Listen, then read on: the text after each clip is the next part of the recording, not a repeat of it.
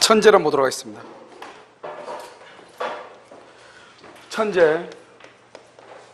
천재요, 페이지요 137.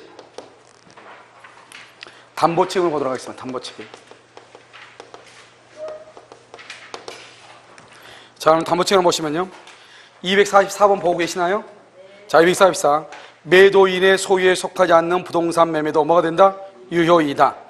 245. 갑과 을이 엑스토지를 공유하고 있는데 갑이 을의 동의 없이 엑스토지 전부를 병에게 매도했다, 이 말이에요. 매도. 그러니까 그럼 아까 말했죠, 244조에서 뭐냐면 매매 계약, 남의 물건에 대해서도 매매 계약은 유효이죠. 그런데 갑과 을이 공유하는데 갑이 을한테 묻지도 않고 공유물에 대해서 다른 사람하고 매매 계약을 체결했기 때문에, 계약 또는 임대차 계약을 체결했다, 이 말이죠. 그 계약 자체는 유효이다, 무효이다? 유효이다, 이 말이죠. 알겠죠? 그런데 옆줄을 묶어서 등기는 갑의 지분 한도 내에서만 유효. 갑의 지분 한도 내에서만 유효. 이렇게. 자, 그다음에 246번은 법조문 그대로고요. 자, 247번 보세요. 타인의 권리 매매에서 매도인이 권리를 취득하여 매수인에게 이전할 수 없는 경우, 악이 우리가 전부 타인을, 우리가 봐봐, 여러분요, 아무 말 없이 타인 그러면 전부 타인을 얘기해.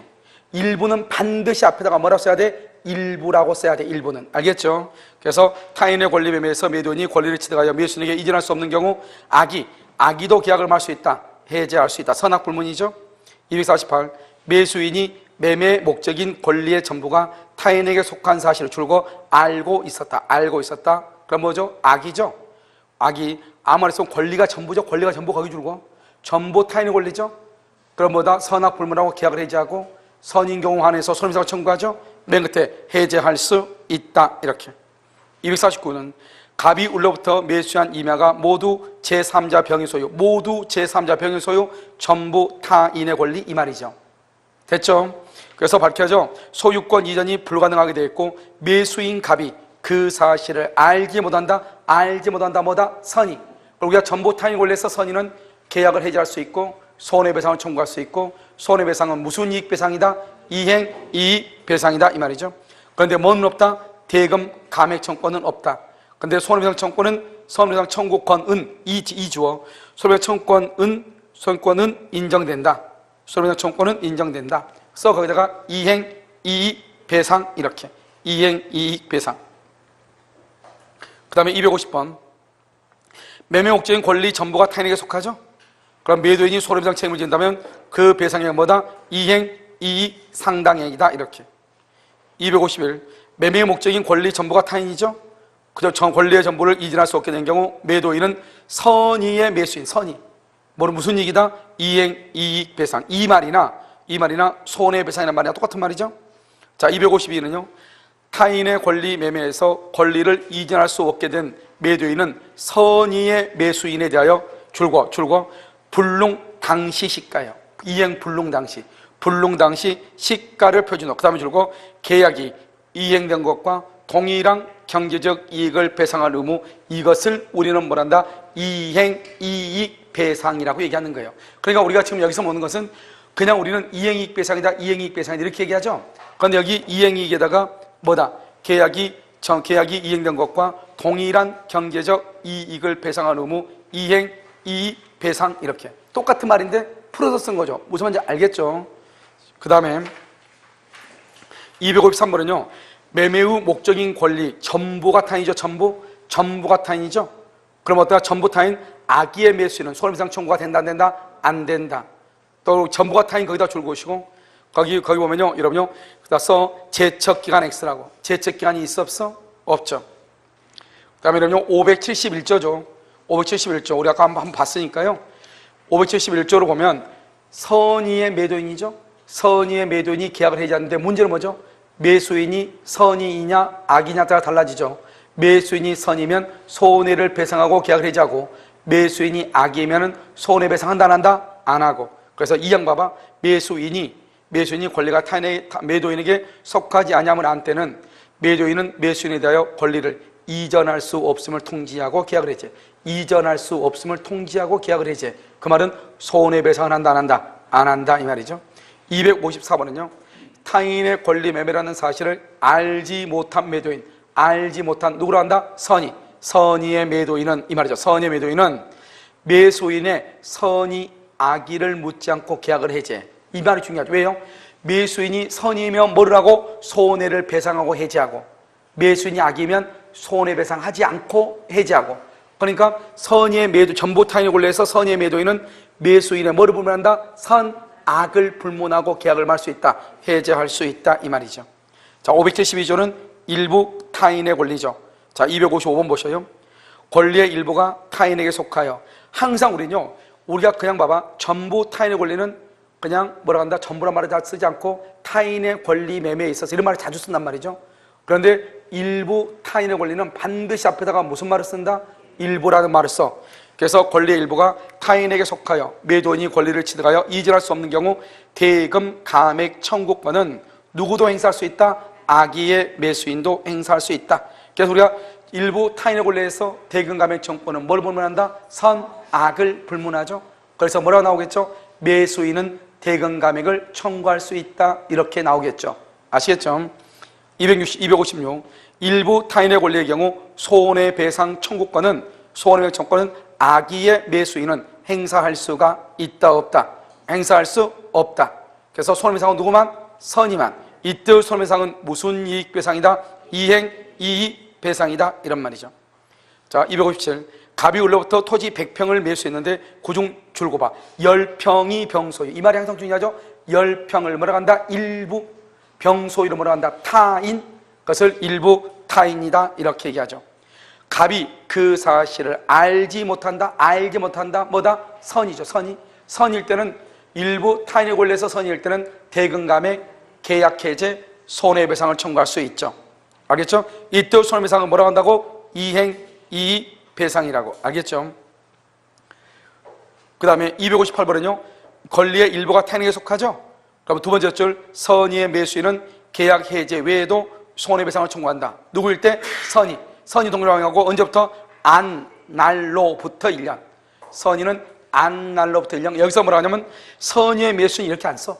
뭐라 한다? 매수인은 안 날로부터 1년 내에 계약 해제와 손해배상을 청구할 수 있다 이렇게 나와. 아시겠죠? 자, 259는요 이 권리의 일부가 타인에게 속한 경우 선의의 매수인은 누구라고? 선의의 매수인은 대금 감액 또는 손해배상 청구권과 계약 해제를 할 수 있다, 청구할 수 있다. 그래서 우리가 일부 타인의 권리일 때 매수인이 선의일 때는 대금 감액, 계약 해제, 손해배상. 악일 때는 뭐만? 악일 때는 대금 감액 청구권만. 악일 때는 언제부터? 계약을 체결 한 날로부터 1년. 선의일 때는 언제부터? 그 사실을 안 날로부터 1년. 자, 260번 매매의 목적인 권리의 일부가 타인에게 속하고 잔존한 부분만이면 매수하지 아니하였을 경우, 잔존한 부분만이면 매수하지 아니하였을 경우, 이걸 뭐냐? 계약 해제죠. 선의의 매수인은 언제부터? 선의니까 언제부터? 안 날로부터 몇 년? 1년 안에 계약을 할 수 있다, 해제할 수 있다. 261은요 일부 타인이죠. 선의의 매수인이 갖는 손해배상 청구권 언제부터? 안 날로부터 몇 년이다? 1년이다. 이때 손해배상 청구권 무슨 이익? 이행 이익 배상이다. 자, 573조죠. 573조는 선인 경우는 안 날로부터, 악인 경우는 계약을 체결 한 날로부터 몇 년이다? 1년이다 이 말이고. 자, 574조 수량부족이죠. 수량부족의 263번을 봐봐. 수량을 지정한 매매. 이 말이 항상 중요하다고 했죠. 수량을 지정한 매매가 뭐가 수량을 지정한 매매다? 평당 100만 원 이 말이죠. 평당. 그래서 평당을 뭐라 한다? 대금. 100만 원을 뭐라 한다? 평당을 뭐라 한다? 면적. 100만 원을 뭐라 한다? 대금. 그래서 면적을, 가격을 정하는 가장 중요한 요소로 파악했다 이 말이죠. 대금도 수량을 기준으로 이 말이죠. 264 수량을 지정한 매매에서 수량 부족을 안 매수인, 동그라미 안 매수인, 악이죠. 악이. 안 그러면 악이죠. 악의의 매수인은 수량 부족일 때는 누구만? 대금 감액 계약 해제 손해배상 청구한다. 선의만. 우리가 선의만. 그런데요 여기서 악의의 매수인은 어느 것도 청구할 수가 있다 없다? 없다. 대금 감액을 청구할 수 없다.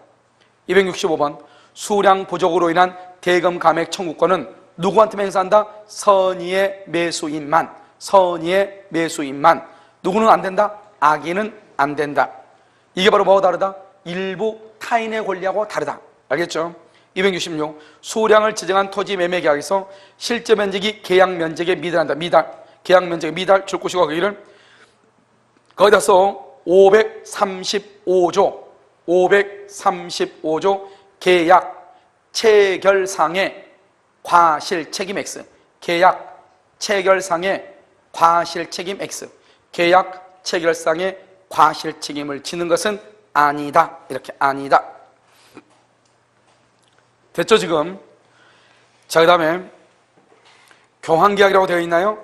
교환계약도 똑같아. 계약이니까. 매매하고 똑같아요. 교환하고 매매는 유상 쌍무계약이죠. 그래서 보면 교환계약 당사자 일방이 양도한 토지의 실제 면적이 계약 면적에 미달한다. 실제 면적이 계약 면적에 미달해. 미달. 이런 경우는 뭐 이런 경우는 뭐한다? 계약 체결상의 과실 책임을 주장할 수 있다 없다? 없다. 옆줄 긋고 574조 수량 부족의 담보 책임. 574조 수량 부족의 담보 책임. 이렇게. 자, 268번 매매계약 당시 이미 목적물의 일부가 멸실. 이미 원실이죠. 일부 멸실이죠. 똑같죠. 일부 수량 부족 일부 멸실이죠.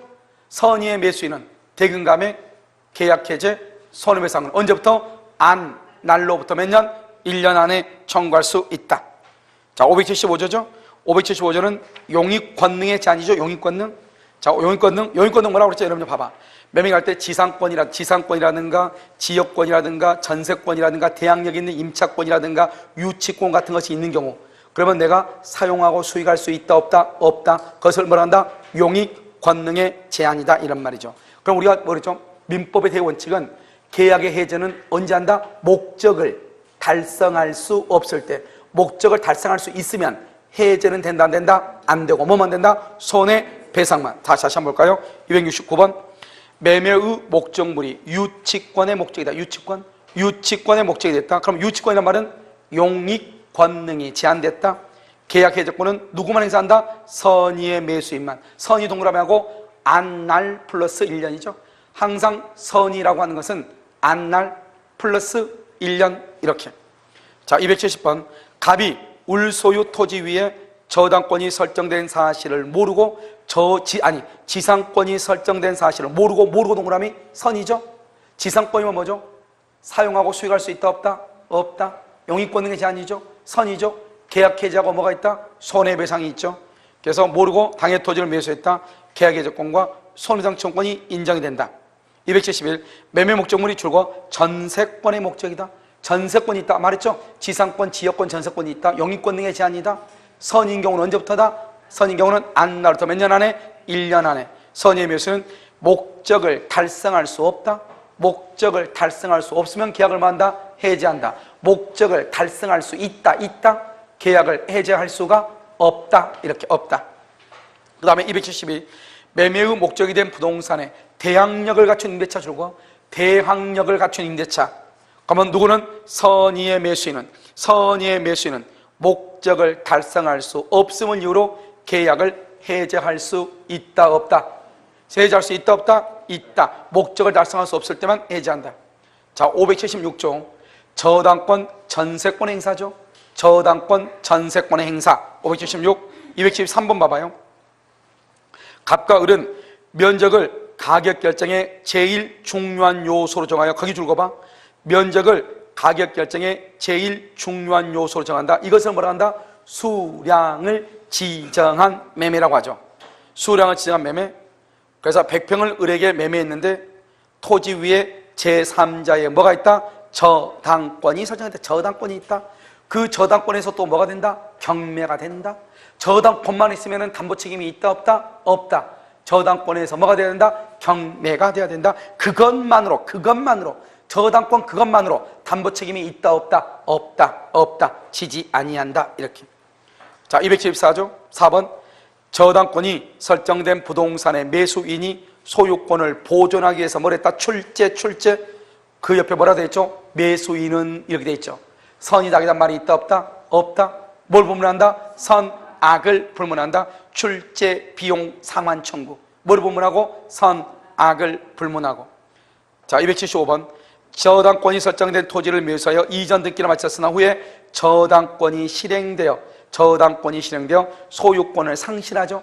맨 처음에 소유권 취득했다가 저당권 때문에 소유권을 잃게 되죠. 몇 조? 576조. 이것은 뭐가 똑같다? 뭐라고? 옆줄 그었어. 가등기된 목적물 매수 후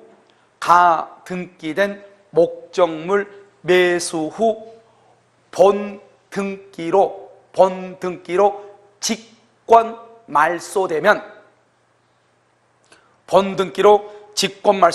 이렇게 뭐다? 500 옆줄 긋고 576조 이렇게.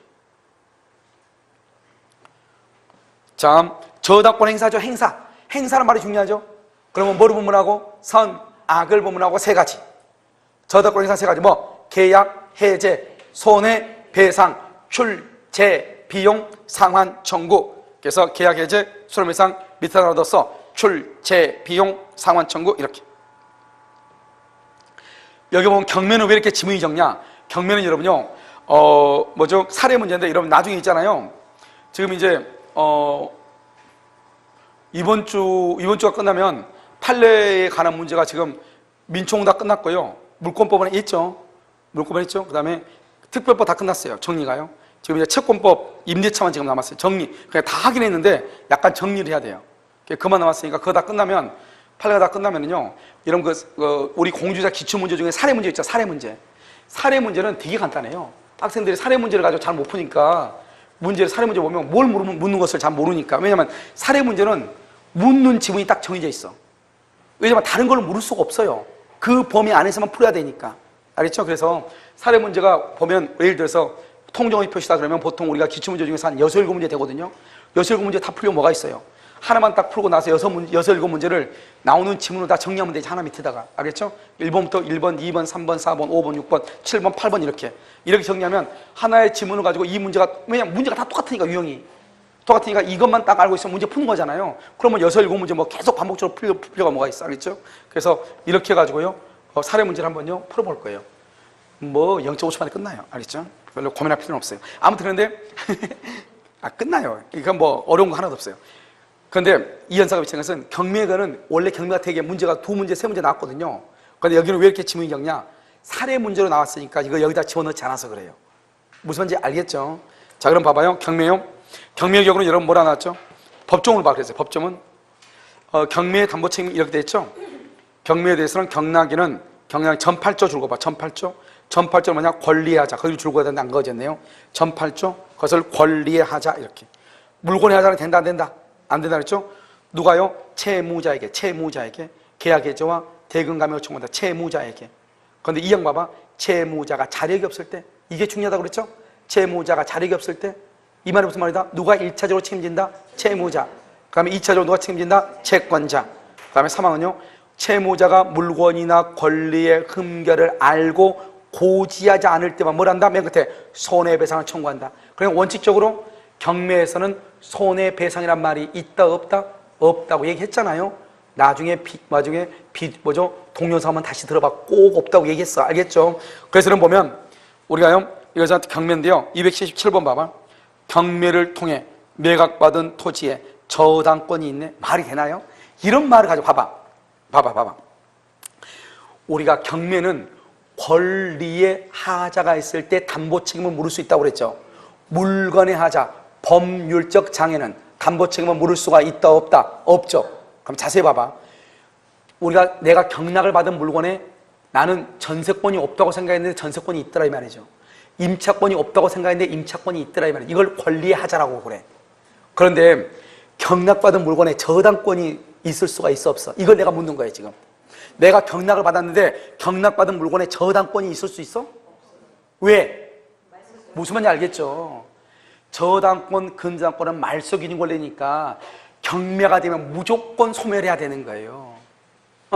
그러니까 경락받은 물건에 저당권이 있다. 말이 돼 안 돼? 앞뒤로 맞지 않는 말이에요.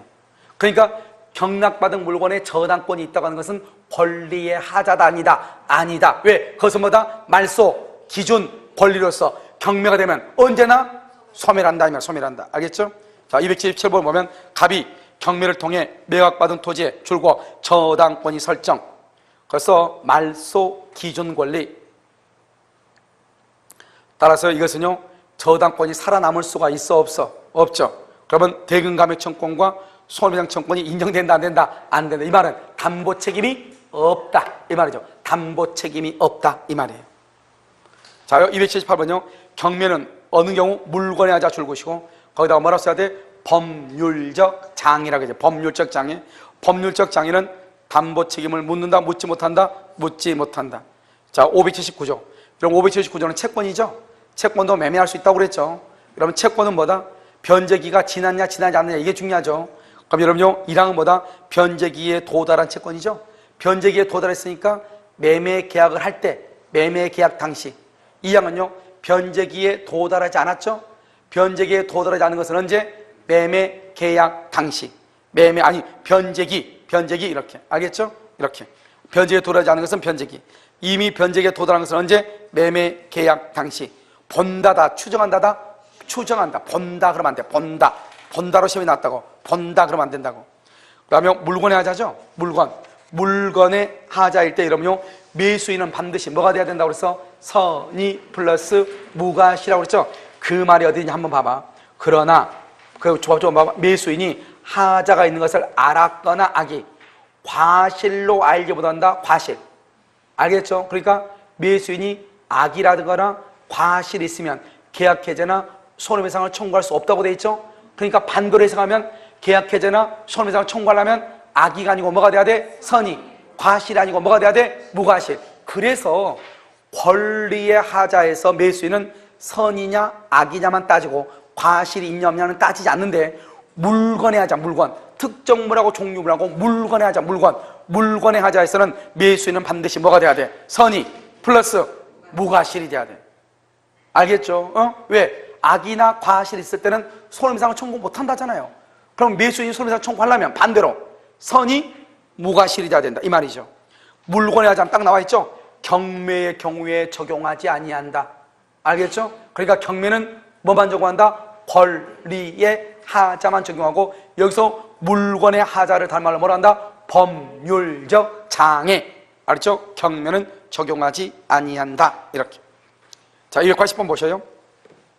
계약 당시 매수인이 목적물의 하자가 있음을 알았다. 안 경우 악인 경우는 담보 책임을 진다, 안 진다? 안져. 매도인은 반드시 매수인은 뭐가 돼야 돼? 매수인은 선의. 앞에다 맨 앞에 매수인 동그라미 선의 플러스 무과실. 자, 다음에 281. 갑이 누수 및 균열의 사실을 줄과 알지 못한 채 선의. 바로 옆에 과실 없이 무과실.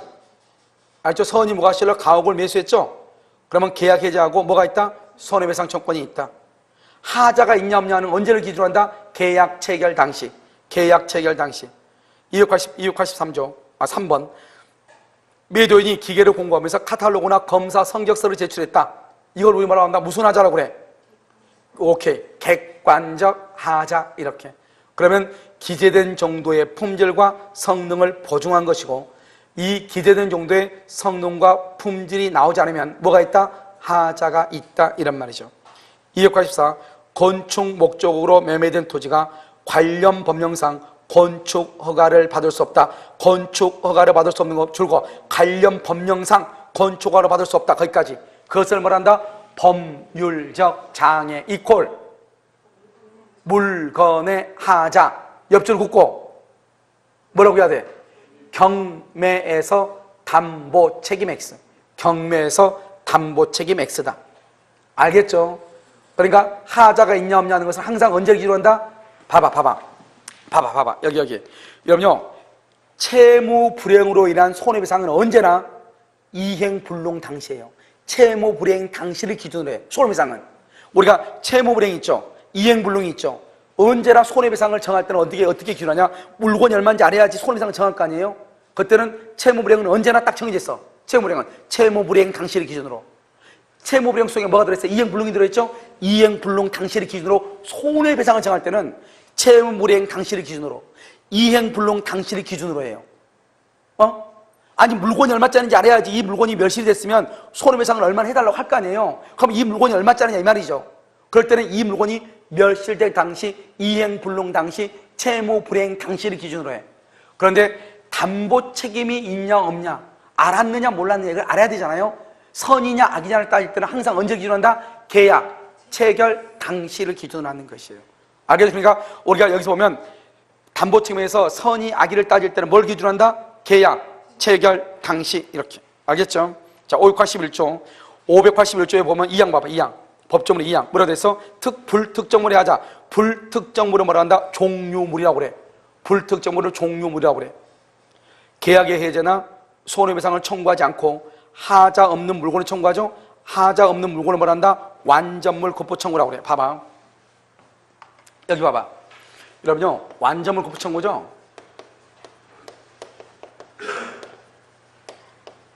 안전물 청구권이 있고 손해배상 있죠? 손해배상 청구권이 있고 계약 해제권이 있죠? 여러분 생각을 한번 해봐. 자, 계약 해제는 언제 해제한다고 그랬죠? 목적을 달성할 수 없을 때. 손해배상은 손해가 있을 때. 민법의 대원칙이에요. 계약 해제는 을이 잘못됐다 해서 무조건 계약을 해제하는 것이 아니에요. 을의 잘못으로 인해서 계약의 목적을 달성할 수 없을 때 무조건 손해배상 청구하는 게 아니에요. 을이 잘못하고 그로 인해서 손해가 있어야지. 을이 잘못하긴 했는데 손해가 없어. 그러면 청구 못하죠. 그런데 봐봐.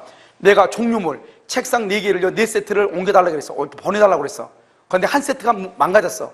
다른 거 하나 갖다 달라는 말이 다른 것으로. 그래 다른 것으로 가져왔어. 하자 없는 것으로. 완전하게 가져왔어. 완전하게. 그러면은 손해가 있어 없어? 그러니까 손해배상 청구 못한다 이 말 아니에요. 그러면은 계약을 해지할 수 있어 없어? 다른 걸 완전하게 가지고 왔다잖아요. 그럼 목적을 달성할 수 있어요 없어요? 있죠. 그러니까 계약 해제 못하는 거예요.